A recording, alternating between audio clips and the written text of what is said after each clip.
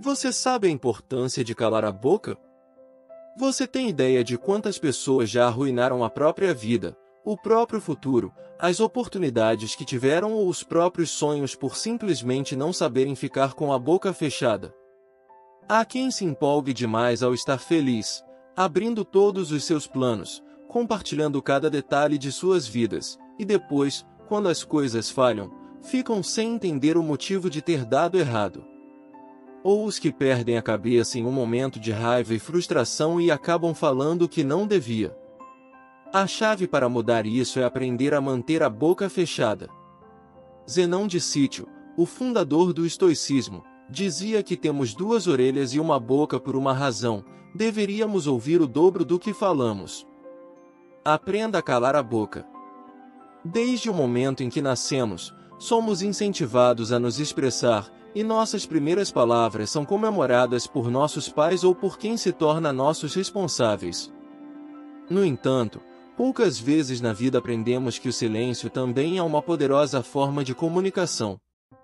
Ficar em silêncio pode revelar muito sobre você, suas intenções e sua personalidade, demonstrando respeito pelas pessoas e pelo ambiente.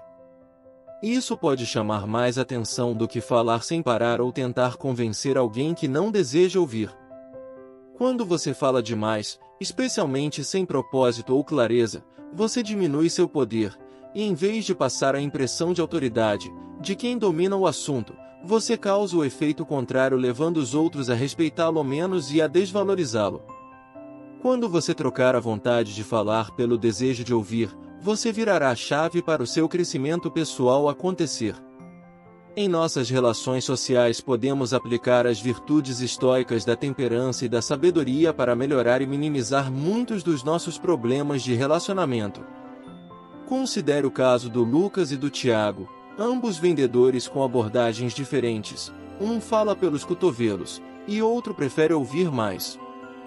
Quando um cliente entra na loja, Lucas logo vai atendê-lo e já oferece descontos que o cliente nem pediu.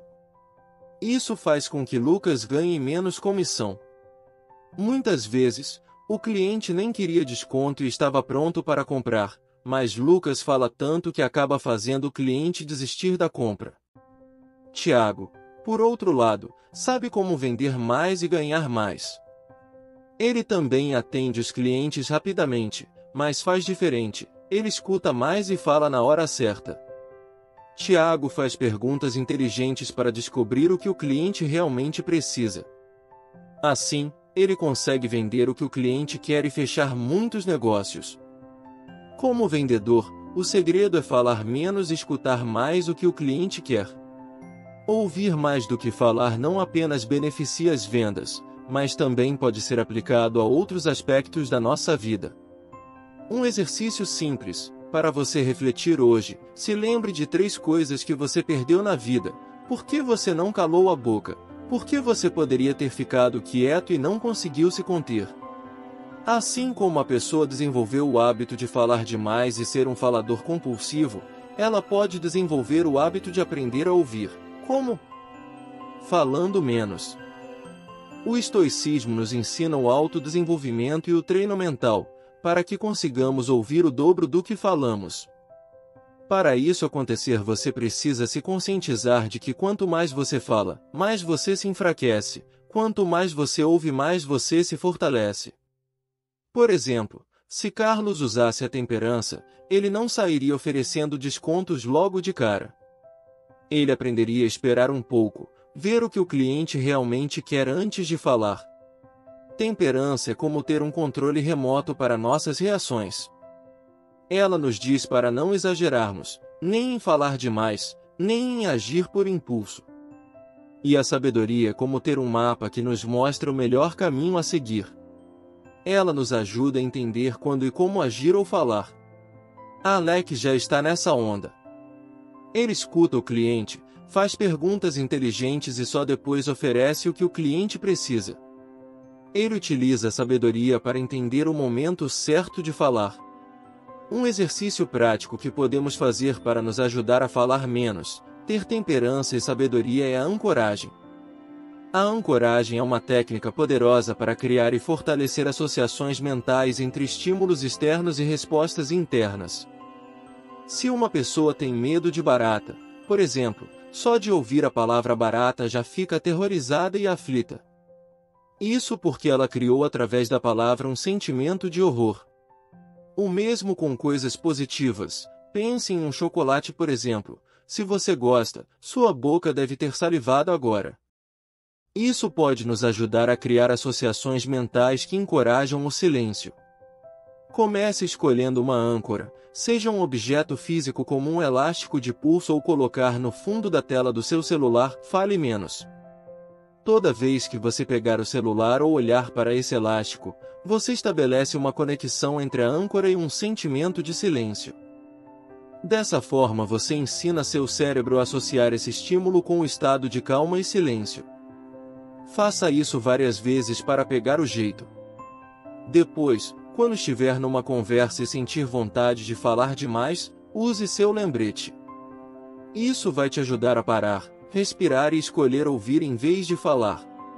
Lembrar que o silêncio é uma forma poderosa de comunicação pode transformar a maneira como você interage com os outros. Além de melhorar sua escuta, você pode descobrir que, ao falar menos, suas palavras têm mais peso e impacto quando você escolhe usá-las. Você vai se surpreender que quanto mais você ouve, mais você consegue aprender e se conectar verdadeiramente com os outros.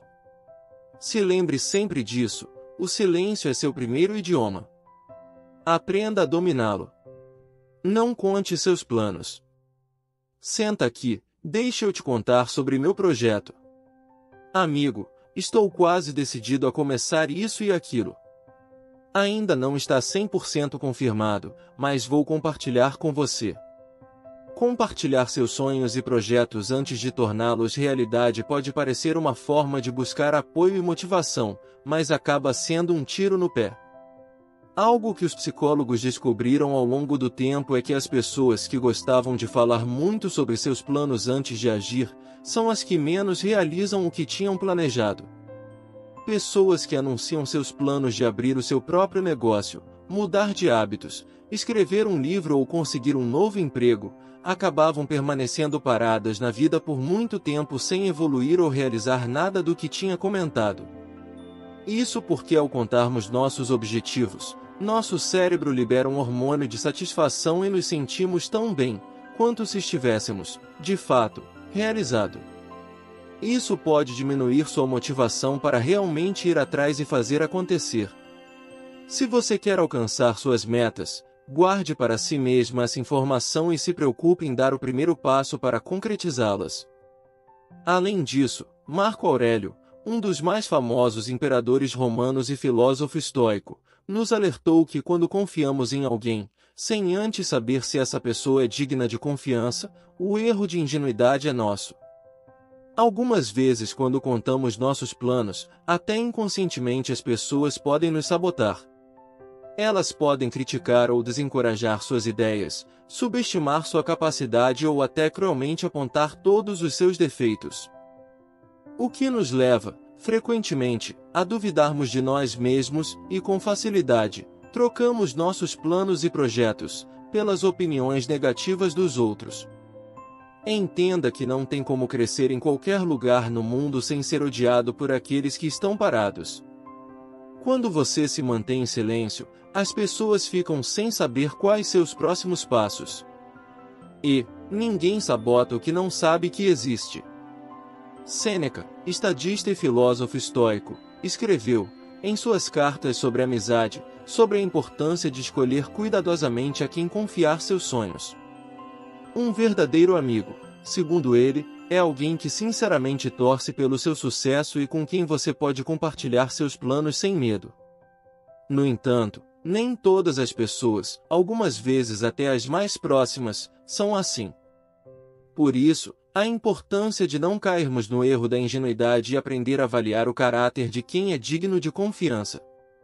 É maravilhoso compartilhar quando algo de bom nos acontece ou quando concretizamos um sonho, mas é necessário entender para quem e quando você pode fazer isso. Suas vitórias falarão por si quando forem alcançadas, e aí todos saberão. Por isso, escolha compartilhar seus sonhos apenas com aqueles que verdadeiramente apoiam e incentivam você a ir além. Guarde sua opinião. O estoicismo oferece uma perspectiva valiosa, ensinando-nos a expandir nossa visão além de nossos próprios pontos de vista e a considerar a vida de diferentes maneiras. Uma das lições mais libertadoras do estoicismo é a capacidade de escolher não expressar nossa opinião, de nos blindar da ditadura da resposta. Frequentemente, somos confrontados a dar nossa opinião sobre assuntos que rolam na internet, com perguntas do tipo: quem você acha que vai ganhar o Big Brother esse ano? O que você acha do corpo da artista que desfilou no carnaval? O que você pensa do assunto mais importante da semana? O estoicismo nos ensina uma alternativa poderosa: o silêncio ou a escolha consciente de não formar uma opinião sobre esses assuntos. Como nos lembra o imperador Marco Aurélio em Meditações, cada minuto que gasto para cuidar da vida alheia é um minuto a menos dedicado à nossa própria vida e ao nosso desenvolvimento moral. Esta filosofia pode ser aplicada não apenas em discussões superficiais, mas também nas interações com nosso círculo de convivência mais íntimo. Ou seja, toda vez que você dá uma opinião, não solicitada, sobre a vida do seu irmão, o carro que seu vizinho comprou e na sua opinião deveria ter escolhido de outra cor, ou a forma como seu sobrinho é educado. Cada vez que opinamos sobre decisões alheias, estamos vivendo um problema ou uma situação que não está sob seu controle resolver. O estoicismo nos convida a focar na nossa própria vida, sugerindo que, se tivermos tempo e energia extras, devemos usar isso para ajudar os outros, não para julgá-los severamente. Essa abordagem não só nos ajuda a cultivar uma vida interna mais rica e pacífica, mas também nos ensina a valorizar a ação positiva sobre a crítica vazia, promovendo um ambiente de suporte e crescimento mútuo. Quando percebemos que podemos controlar nossa opinião, entendemos que podemos controlar o que falamos. Pratique a habilidade de não pensar absolutamente nada sobre determinada situação e aceite essa liberdade de que você não precisa dar uma opinião sobre tudo o que acontece ao seu redor e nem se sentir perturbadas por esses acontecimentos. Como nos confirma as palavras de Marco Aurélio, temos o poder de não ter opinião nenhuma sobre algo e não deixar que nossa alma seja perturbada, pois as coisas não têm o poder natural de moldar nossos julgamentos. Limite o acesso dos intrometidos. Raramente as pessoas intrometidas perguntam se desejamos ou precisamos de suas opiniões. Elas simplesmente as expressam. Costumam falar o que dá na cabeça, sem pensar muito ou fazer qualquer tipo de reflexão e, quando confrontadas, justificam seu comportamento alegando serem sinceras e honestas. Victor Hugo, um poeta e romancista francês, uma vez escreveu que, saibam que a franqueza não consiste em dizer tudo o que pensa, mas em pensar tudo o que vai dizer. Ser honesto e franco não tem nada a ver com desrespeito. Por isso, é essencial estabelecer limites claros em nossos relacionamentos. Quem fala sem pensar muitas vezes acaba dizendo o que não deve, para quem não deve, em momentos e lugares inadequados, e, principalmente, sobre o que não deve. Esperar passivamente que alguém reconheça e respeite seus limites pessoais sem que você os comunique claramente pode ser uma espera interminável e não dar certo. Cabe a você estabelecer esses limites de forma educada e respeitosa. Epicteto, um dos grandes filósofos estoicos, ofereceu um conselho sábio que se aplica perfeitamente a situações como essa. Ao conversar com um aluno que estava tendo dificuldades pelo comportamento do seu irmão, ele o aconselha dizendo: tudo tem duas alças, uma com a qual você pode lidar e outra com a qual não pode. Isso significa que tem coisas que, embora não possamos controlar o comportamento dos outros, podemos escolher como responder a esse comportamento. Quando alguém se mete demais na sua vida ou diz coisas que não deveria, você não pode controlar o que essa pessoa faz, mas pode controlar como vai responder. Uma abordagem pode ser conversar em particular com a pessoa, sendo sincero ou sincera e falando que não gostou, que não aceita esse tipo de comportamento, pois isso afeta a relação entre vocês e pode levar a um afastamento da amizade. Essa postura não só ajuda a proteger seu espaço pessoal, mas também ensina aos outros como interagir com você de maneira respeitosa e considerada. Estabelecer limites é um ato de autorrespeito e uma maneira de cultivar relações mais saudáveis e equilibradas. Devemos reconhecer que existe um limite que devemos suportar e nos mantermos fiéis a isso. Epicteto também faz uma comparação sobre a fumaça em uma casa, que diz assim: alguém fez fumaça na casa? Se ele fez uma quantidade moderada de fumaça, eu fico; se for demais, eu saio. E, caso você haja assim, esse é o momento para rever essa atitude e investir seu tempo no seu próprio desenvolvimento. Você não precisa dar satisfação. O silêncio carrega uma sabedoria tão profunda que, em certos momentos, ele se torna a melhor resposta. Algumas vezes, sentimos a necessidade de nos explicar, seja para buscar aceitação, seja para agradar ou para criar vínculos com outros. Porém, muitos problemas em nossas vidas são, de fato, causados por nós mesmos, por não guardarmos a língua dentro da boca. Um exemplo disso é a Vanessa. Depois de um período enfrentando dívidas e problemas financeiros, ela dedicou-se a aprender sobre educação financeira, conseguiu pagar o que devia, organizar suas finanças e até começar a investir. Depois de um fechamento de mês, ela saiu com o pessoal que prestava serviço e compartilhar com colegas que finalmente estava financeiramente estável e livre de dívidas. As coisas começaram a mudar para ela. Com o tempo, Vanessa percebeu que estava sendo deixada de fora de novos projetos. Seus colegas, assumindo que ela estava em melhor situação financeira, começaram a direcionar oportunidades de trabalho que seriam para ela, para uma outra pessoa. Ou seja, o fato da Vanessa falar demais fez com que perdesse vários trabalhos e, consequentemente, afetando sua estabilidade financeira recém-conquistada. Às vezes, queremos mostrar aos outros como estamos vivendo. E falamos sem restrições da nossa vida financeira, da nossa vida íntima como casal, o que acontece entre quatro paredes. Queremos expor ao mundo como estamos bem e felizes. Ou o oposto, porque estamos tristes e insatisfeitos. Sem pensar diretamente nas consequências do que isso nos trará.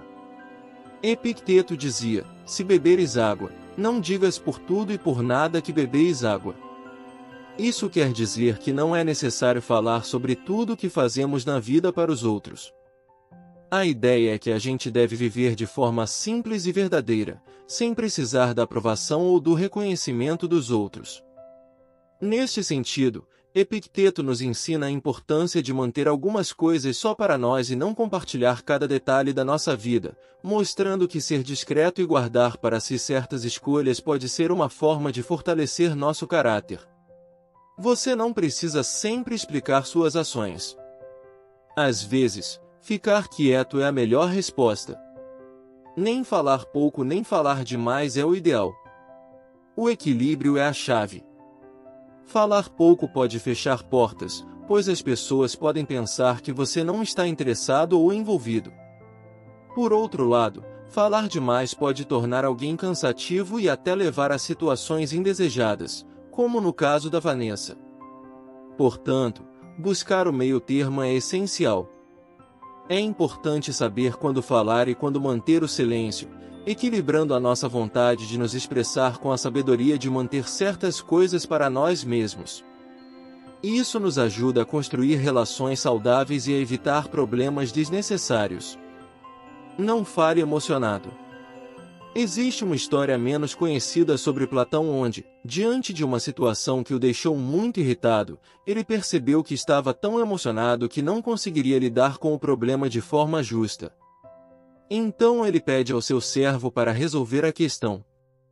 Este momento mostra que até mesmo um grande filósofo como Platão sabia da importância de controlar as emoções para tomar decisões corretas. Se você não controlar seu silêncio, será escravo das suas palavras. Algumas pessoas, ao se sentirem felizes, falam demais e revelam seus planos que deveriam ser guardados, até acontecerem ou até aquele momento que nada mais pode dar errado. Ou fazem promessas, dando sua palavra no que não podem cumprir. Outras falam demais quando estão com raiva, e é nesses momentos que a maioria das pessoas não consegue controlar a língua e acabam falando coisas que machucam. Entenda, uma palavra dita não volta atrás. E, às vezes, as feridas que causam são enormes. Mesmo em uma discussão, se alguém te ferir, é melhor deixar o outro lado arrependido do que machucado. Porque expressar toda a sua raiva para ferir o outro não sarará a sua ferida, só vai torná-la mais funda. Quando você cala a boca e fica em silêncio, é importante compreender que é um momento valioso para absorver informações e organizar seus pensamentos antes de responder. Algumas experiências e sentimentos são para serem processados internamente, não expressos de forma impulsiva. O silêncio é uma ferramenta poderosa. Ele dá espaço para absorver informações, refletir e organizar pensamentos antes de expressá-los. Ficar em silêncio permite pensar com mais clareza, sem as distrações do barulho interno que acompanha a constante necessidade de falar. Assim, ao escolher o silêncio em momentos de forte emoção, você ganha tempo para avaliar a situação com calma e responder de maneira mais ponderada e eficaz. Será que realmente quero ferir alguém que amo? Eu poderei cumprir o que estou me comprometendo a fazer? A emoção pode ser considerada como uma droga, que afeta nossa capacidade de raciocinar, tanto nos momentos negativos, quanto nos positivos.